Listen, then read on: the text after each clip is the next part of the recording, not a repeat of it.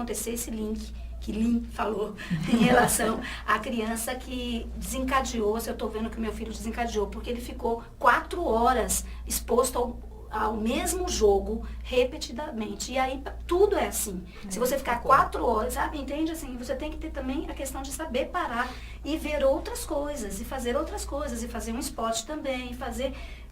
que a vida tem outras coisas também, não tem só jogos. É isso que eu acho, é a redução do lazer da criança voltados aos jogos, sejam eles violentos ou não, apenas na interação da mídia. E essa exposição, assim, 4 horas jogando um jogo violento, isso não incentiva, de certa forma, a violência?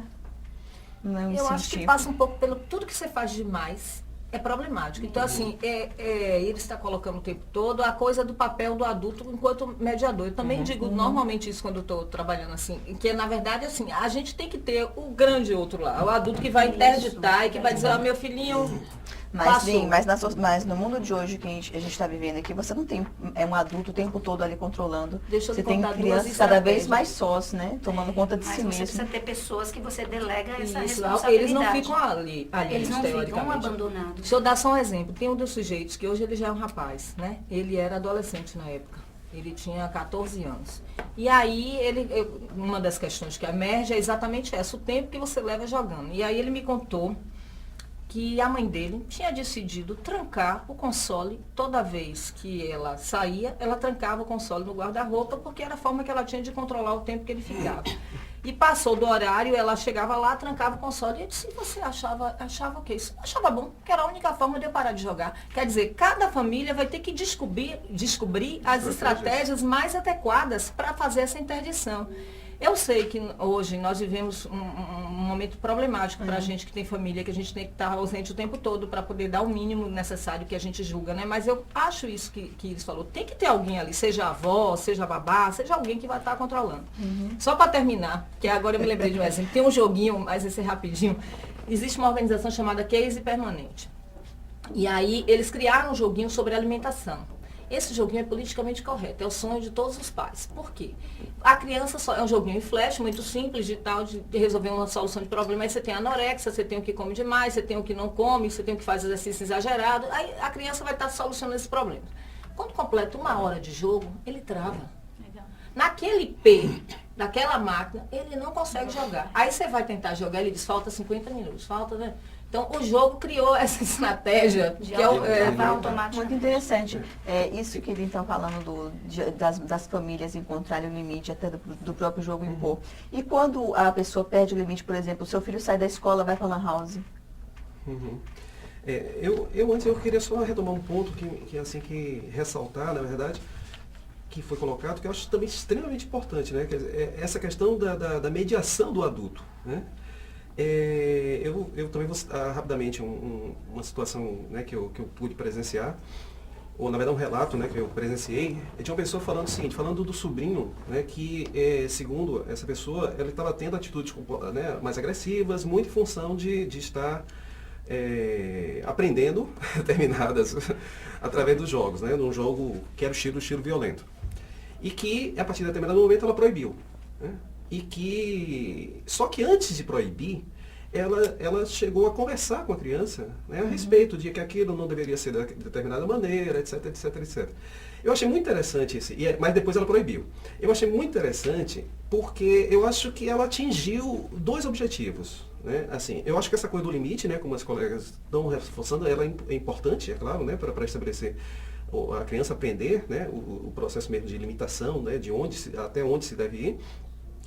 Mas também teve um outro aspecto, que foi a intervenção do adulto, no sentido de mediar a informação que foi passada. Quer dizer, ela agiu ali no sentido de explicar, ela aproveitou a situação específica para explicar essa relação de pessoas com a questão de violência, com a questão da expressão que aquilo atinge o outro companheiro de determinada maneira. Quer dizer, ela aproveitou aquele momento para fazer de fato um espaço de aprendizagem.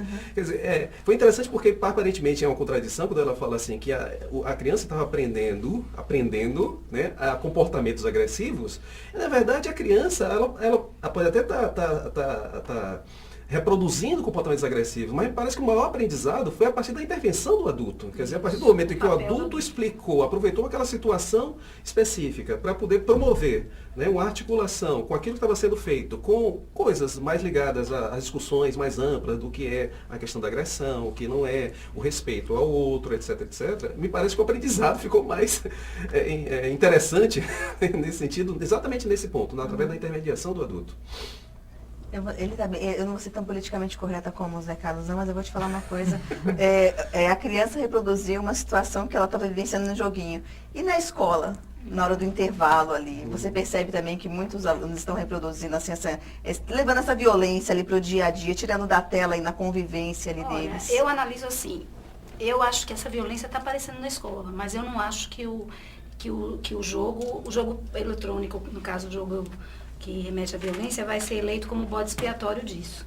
Né? Eu acho que não. Eu acho que a violência, está tudo muito violento porque nós estamos vivendo uma sociedade violenta, sim. A gente está vivendo assim, você para na frente da escola, um adulto, porque quem dirige um carro não é uma criança, um adulto se refere ao outro com muita falta de educação. Você vai no cheque, né, no caixa eletrônico, tirar um dinheiro, a pessoa que está atrás de você não tem um mínimo de paciência e já começa a gritar que você está demorando. Então, assim, a gente está vivendo uma sociedade que está muito violenta, que está reprimida por N razões aí, que a gente tem que fazer uma análise mais ampla, e que necessariamente os adultos não estão sendo levados a isso porque estão jogando jogos eletrônicos violentos. Eu acho que tem uma coisa que está, como o Zé Carlos colocou muito bem, esses jogos são feitos por pessoas, e que pessoas que estão vibrando também nessa mesma energia de violência. E a questão dos filmes também me chama muita atenção. Eu ia comentar da outra vez e me passei. A criança não tem como fazer a censura, quem faz a censura são os pais. Hoje, como não tem mais censura para levar as crianças ao cinema, às vezes a gente vê assim, uma coisa completamente inadequada para uma criança de 4 ou 5 anos e os pais estão na fila porque tem que levar o filho para ver aquele determinado filme. Então, de novo, eu chamo a atenção pela questão do adulto. Não sei se vocês viram, crianças veem, crianças fazem, né? Que é uma edição que tem assim, tudo que o adulto faz, a criança reproduz. Então, isso a gente tem que estar mais atento com a nossa postura de adulto e o nosso modelo que a gente revela, principalmente dentro da nossa casa, porque dentro da nossa casa também tem violência. Casais que muitas vezes já não se falam mais, tem um acordo tácito de não falar e manda a criança mandar recado para o pai ou para a mãe. Alienação parental, que é um outro problema que a gente está vivendo de pais separados. Essa é a verdadeira violência, não a violência que está colocada assim explicitamente na mídia, porque com a mídia você pode filtrar. E essa dentro de casa a criança não tem como filtrar. E você falou uma coisa de mídia que em nenhum momento eu vi lá no seu livro. Você fala que muitas vezes o problema também está que as pessoas falam do que elas não conhecem. Que assim, é o que acontece com a área de jogos, né? Então as pessoas fazem leituras muito simplistas, e aí não só tratando da violência, mas tratando da própria questão de você, por exemplo, tá levando para o espaço da escola a discussão em torno do que se seduz eles, né? Eles jogam intensamente, eles sabem contar você, os detalhes e tal. E a gente termina como professor, quando eu falo levar os jogos para a escola, não é criar espaço da Lan House, mas se eu dar só um exemplo. Tem um jogo agora considerado muito violento, que é o Good of War, que na verdade, traz alguns elementos da mitologia, né? Isso. E aí é muito violento, mas eles amam. Eles adoram. E aí o professor estava lá dando aula, que é me orientando lá pelas tantas, falando lá entrou na aula de mitologia e o menino, professor, eu vi isso no jogo, e você viu aquilo todo. Né? Ele trouxe o conteúdo da mitologia a partir do jogo, mesmo que seja, no jogo tenha conteúdos bastante violentos. Então, só que as pessoas acham que não é possível que você possa aprender através da mediação desses jogos. Então, quando eu falo assim, que as pessoas terminam, elas resolveram, né, tornar os jogos um bode expiatório nesse momento. Então, tudo que não presta está atribuído a essa tecnologia. Sem uma leitura, sem conhecer. Imagine você, a gente estava num seminário há 15 dias atrás, como cresceu o número de pesquisas na área de jogos no Brasil. Fora do mundo isso já é normal, fora do Brasil já é crescente, mas aqui no Brasil a gente tem números significativos. As duas áreas maiores é a comunicação e a educação. E ao que você atribui esse crescimento ali? Essa necessidade, essa demanda, por exemplo, esse espaço, né, como Zé colocou, que eu acho também muito relevante a gente criar esse espaço de discussão aqui para estar falando sobre não só sobre games e violência, mas sobre todas as coisas é importante. Tudo aquilo que de alguma forma mexe com a sociedade contemporânea, acho que tem que ser discutido até para evitar que as pessoas tenham leituras simplistas. Então, desculpe, me perdi. Você está falando que está se debatendo